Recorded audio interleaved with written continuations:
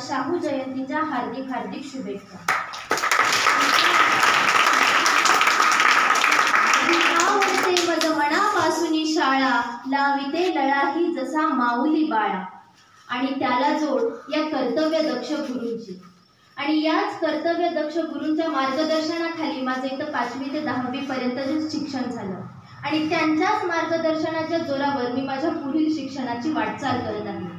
सर्वप्रथम या सर्व गुरूंच्या चरणी मी विनम्र नतमस्तक होते आणि मी माझ्या वक्तृत्वाला सुरुवात करते। तर मित्रांनो, वसुधैव कुटुंबकम हे ब्रीद जोपासलेल्या आणि ज्या देशाच्या संस्कृतीची संपूर्ण जगभर प्रशंसा केली जाते अशा भारत देशामध्ये माझा जन्म झाला, याबद्दल मी स्वतःला खरंच खूप भाग्यवान समजते। आणि त्यातही पुढे जाऊन छत्रपती शिवाजी महाराज, छत्रपती शाहू महाराज, महात्मा फुले, डॉक्टर आंबेडकर यांच्या नावाने ओळखल्या जाणाऱ्या या पुरोगामी महाराष्ट्रामध्ये माझा जन्म झाला। ही गोष्ट म्हणजे माझ्यासाठी खरं तर दुधामध्ये साखर अशीच आहे। मित्रांनो, आज 26 जून शाहू जयंती, छत्रपती राजर्षी शाहू महाराज।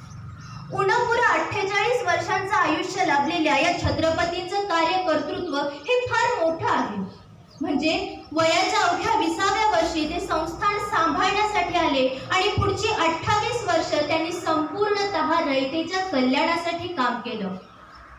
त्यांचं जर कर्तृत्व बघायचं असेल म्हणजे एकंदरीतच शाहू महाराजांच्या कार्यकर्तृत्वाचा विचार करत असताना आणि आजच्या दिवशी शाहूंविषयी बोलताना मला वसंत बापटांच्या काही ओळी आठवतात। ते म्हणतात, दुर्बलांचे दुःख जावो ही मनाची कामना, वेदना जाणावयाला जागवू संवेदना। दुर्बलांच्या रक्षणाला पौरुषाची साधना, सत्य सुंदर मंगलाची नित्य हो आराधना। छत्रपती शाहूंच्या कार्याचा गौरव करताना या ओळी त्यांना अगदी समर्पक आहेत असं माझं प्रामाणिक मत आहे। मित्रांनो, खरं तर छत्रपती शाहूंच्या कार्यकर्तृत्वाचा विचार करायचा झाला ना तर मला असं वाटतंय की छत्रपती शाहू महाराज हे फार मोठे समाज क्रांतिकारक होते। म्हणजे ते छत्रपती तर होतेच, पण छत्रपती असण्यासोबतच ते समाज क्रांतिकारक सुद्धा होते। समाज क्रांतिकारक हा शब्द मी जाणीवपूर्वक इथं वापरला आहे, कारण महाराजांनी समाजामध्ये फक्त सुधारणाच घडवून आणल्या नाहीत, तर त्या सुधारणांबरोबरच खरंच समाजामध्ये सामाजिक क्रांती कशी होईल यासाठी महाराजांनी महत्त्वाची पावले सुद्धा उचलली। आणि अशा या सगळ्या परिस्थितीमध्ये छत्रपती शाहूंच्या कार्याचा विचार करत असताना मला असं वाटतंय की त्यांचं कर्तृत्व हे फार महान आणि मोठं आहे। कारण महाराजांनी सामाजिक, शैक्षणिक, आर्थिक, कृषी, सिंचन, उद्योग, त्याचबरोबर कला, क्रीडा अशा सर्वच क्षेत्रात महाराजांनी स्वतःची अमिट अशी थाप निर्माण केली। आणि आजच्या या घडीला त्यांच्या या सर्व कर्तृत्व संबंधांना किंवा या सर्व क्षेत्रांना स्पर्श करणं सुद्धा मला शक्य होणार नाही। तरी देखील छत्रपती शाहू महाराजांनी शिक्षणाच्या अनुषंगाने जे काही केलं त्यातील काही महत्त्वाच्या बाबी मी आपल्या समोर मांडण्याचा प्रयत्न करत आहे। मित्रांनो, माझा खजिना रिता झाला तरी चालेल, पण माणसाला माणसापासून तोडणारी प्रथा नष्ट करण्यासाठी मी संपूर्णपणे प्रयत्न करेन असे म्हणणारे शाहू महाराज। माझी प्रजा केवळ प्राथमिक शिक्षणाने जरी समृद्ध झाली तरी मी माझे अर्धे राज्य त्यांच्या स्वाधीन करीन असं म्हणणारे शाहू महाराज। रयतेचा राजा, कलाकारांचा पोशिंदा, लोकशाहीचा प्रवर्तक, लोकसिद्ध ईश्वर, परिघांच्या बाहेर असणाऱ्या लोकांसाठीचा मोठा कार्यकर्ता अशी कितीतरी बिरुदं या छत्रपती शाहूंना दिली जातात। पण मित्रांनो, ही सगळी बिरुदं जरी छत्रपती शाहूंना देण्यात येत असली तरी आपण काय विचार करायला हवा? आपण हे पाहायला हवं की स्वतः छत्रपती शाहू आपल्याबद्दल काय विचार करत होते। मित्रांनो, छत्रपती शाहू महाराज हे राजवाड्यात जरी राहत असले तरी ते संपूर्णतः रयतेसाठीच झटत होते। ते त्यांच्यातलाच एक घटक समजून त्यांच्यासाठी झटत होते। आणि याचंच एक उदाहरण द्यायचं झालं तर जेव्हा अखिल भारतीय मराठा समाजाची 11वी सामाजिक परिषद भरलेली होती खामगाव या ठिकाणी, तेव्हा त्या परिषदेमध्ये स्वतः छत्रपती शाहू महाराज अध्यक्ष म्हणून तेथे उपस्थित होते। तेव्हा जमलेल्या जमावाला संबोधित करताना महाराज असं म्हणतात की मी या परिषदेमध्ये, या अधिवेशनामध्ये छत्रपती म्हणून किंवा महाराज म्हणून आलेलो नाही. त्याच्याही पुढे जाऊन महाराज असं म्हणतात की मला या ठिकाणी तुमच्यातलाच एक समजा, मला तुमच्यातलाच एक शेतकरी समजा, मला तुमच्यातलाच एक कामगार समजा, मला तुमच्यातलाच एक सामान्य माणूस समजा. बघितलं म्हणजे केवढा हा निगर्वीपणा. म्हणजे मी या ठिकाणी छत्रपती आहे किंवा तुम्हा सगळ्यांपेक्षा श्रेष्ठ आहे, तुम्हा सगळ्यांपेक्षा वेगळा आहे असं महाराजांनी कधीही कोणाला जाणवू दिलं नाही. कारण महाराजांनी तसं कधी स्वतःला मानलंच नाही.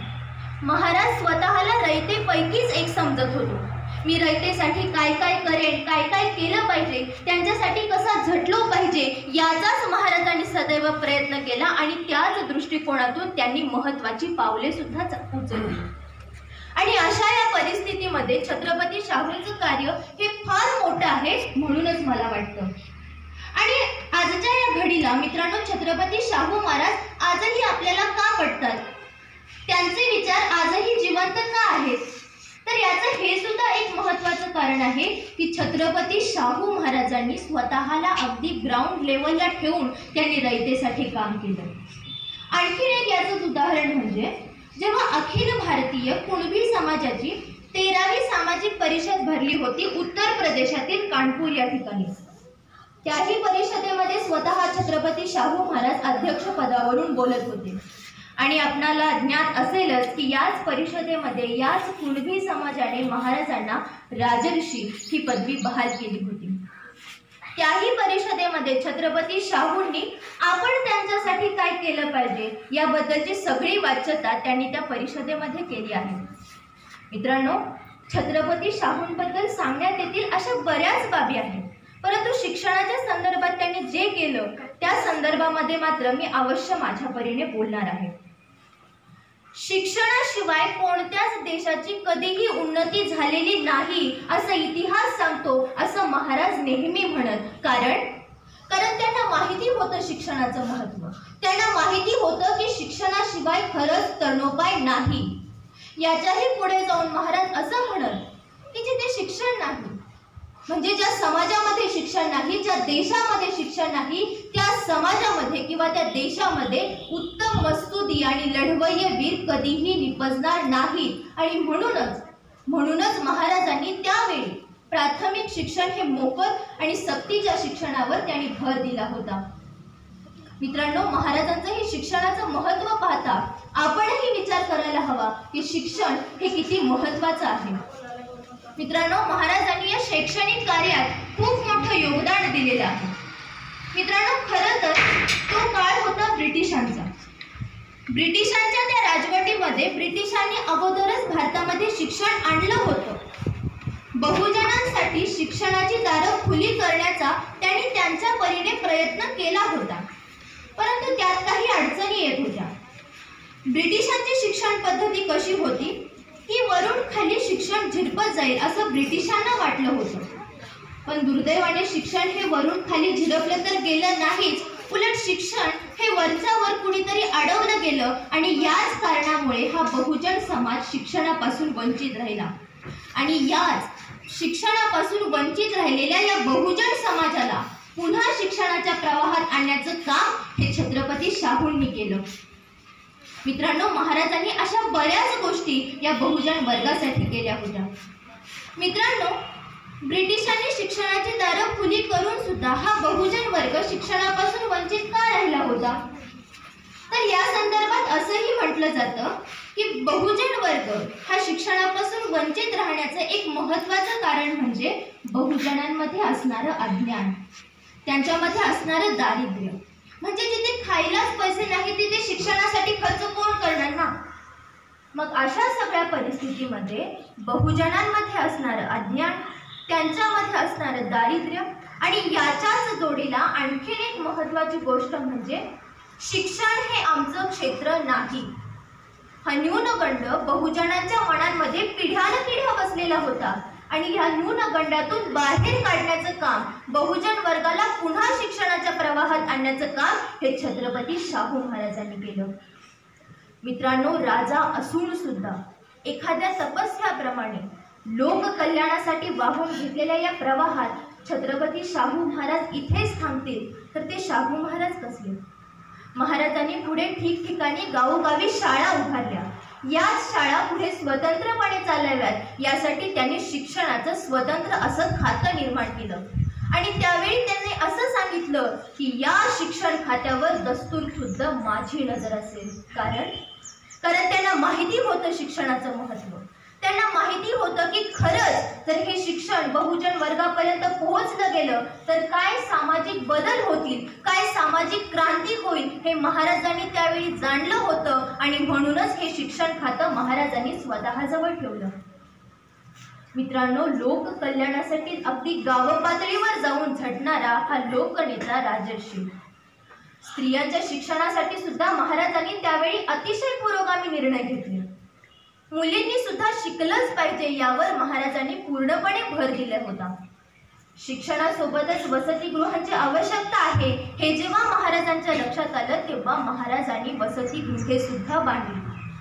आणि असं हे सगळं छत्रपती शाहूंचं कार्य पाहताना मला असं वाटतं की संत तुकारामांच्या त्या ओळी महाराजांना अगदी चपखलपणे बसतात. संत तुकाराम असं म्हणतात, जे का रंजले गांजले त्यासी म्हणे ज आपुले, तोची साधू ओळखावा देव तेथेची जाणावा. लोकसिद्ध ईश्वर. मित्रांनो, लोकसिद्ध ईश्वर असं छत्रपती शाहूंना यासाठीच म्हटलं जातं की कोणताही भेदभाव न करता प्रत्येकाची सर्वांगीण उन्नती कशी होईल, प्रत्येकाचा वैयक्तिक विकास कसा होईल यासाठी महाराजांनी अगदी मनोमन पुरेपूर प्रयत्न केले. मित्रांनो, आजच्या या दिवसानिमित्त सांगावंसं एवढंच वाटतं की आपण कोणाची तरी पुण्यतिथी किंवा जयंती का साजरी करतो ते याचसाठी की पुन्हा एकदा त्यांना आठवावं, पुन्हा एकदा त्यांचे विचार स्मरणात आणावे आणि त्यांनी सांगितलेल्या मार्गाने आपण चालावं. मग अशा सगळ्या परिस्थितीमध्ये सद्यस्थिती काय आहे आपण विचार करायला हवा. महात्मा फुलेंनी तेव्हा सांगितलं की विद्येविना मती गेली, मतीविना नीती गेली, नीतीविना गती गेली, गतीविना वित्त गेले, वित्ताविना शूद्र खचले आणि एवढे अनर्थ एका अविद्येने केले. महात्मा फुलेंनी तेव्हा सांगितलं. स्वतः छत्रपती शाहू महाराज देखील असं म्हणतात की लग्न कार्यावर आज बराच पैसा खर्च होत आहे. हा पैसा आपण शिक्षणाकडे वळवायला हवा. प्रत्यक्षात काय दिसत आहे? आजही आपल्याला शिक्षणापेक्षा लग्न कार्य हे जास्त महत्त्वाचं वाटतं आणि म्हणूनच आपण आपली आहे नाही ती सर्व मिळकत या लग्न कार्यावर किंवा सण समारंभावर खर्च करत असतो. डॉक्टर बाबासाहेब आंबेडकर देखील म्हणतात की शिक्षण हे वाघिणीचं दूध आहे. पण खरंच आज हे दूध प्रत्येकजण प्राशन करतो का? प्रत्येकजण शिकतो का? प्रत्येकाजवळ शिक्षण पोहोचतं का? हाही आपण विचार करायला हवा. दुर्दैवाने आजही समाजामध्ये अशिक्षित असणाऱ्यांची संख्या ही भरपूर आहे. बेंजामिन फ्रँकलिन सुद्धा म्हणतो की an investment in knowledge pays the best result. पण खरंच आपण या नॉलेजमध्ये इन्व्हेस्टमेंट करतो का? इन्व्हेस्टमेंट कशाची? इन्व्हेस्टमेंट आपल्या एनर्जीची, आपल्या वेळेची, पैशाची इन्व्हेस्टमेंट आपण या नॉलेजमध्ये करतो का? हाही विचार आपण करायला हवा. मित्रांनो, सध्या आपण शिकतो कशासाठी? आपण शिक्षण का घेत आहोत? तर बहुतांश लोकांचं तर हेच म्हणणं असतं की एक चांगल्यापैकीची चांगली नोकरी मिळावी किंवा एक स्वतःचा उद्योगधंदा उभा करता यावा यासाठी. पण मित्रांनो, शिक्षण हे फक्त स्वतःच्या पोटापाण्याला लावण्यापुरतं आहे का? अजिबात नाही. जेव्हा महात्मा फुले तेव्हा असं म्हणतात की एवढे अनर्थ एका अविद्येने केले म्हणजे हे सगळेच्या सगळे अनर्थ दूर करण्याची ताकद ही शिक्षणाला आहे. पण शिक्षणाला तेवढं ब्रॉड घेऊन आपण सुद्धा बघितलं पाहिजे. आपण फक्त नोकरीपुरतं किंवा स्वतःपुरतं शिक्षण म्हणत असू तर शिक्षणाच्या माध्यमातून यांना जो बदल आपल्यामध्ये घडवून आणायचा आहे तो बदल खरंच घडेल का? तो बदल आपण कसा घडवून आणू शकतो? शिक्षणाच्या माध्यमातून. शिक्षणाने काय होतं मित्रांनो? शिक्षणाने आपला वैचारिक दर्जा सुधारतो. शिक्षणाने आपण संवेदनशील बनतो आणि याच शिक्षणाच्या माध्यमातून आपण सिंपत्तीच्याही पुढे जाऊन इम्पत्तीपर्यंत पोहोचण्याचा मार्ग आपल्याला या शिक्षणामुळे समजतो. शिक्षणामुळे आपल्याला शब्दांचं महत्त्व समजतं.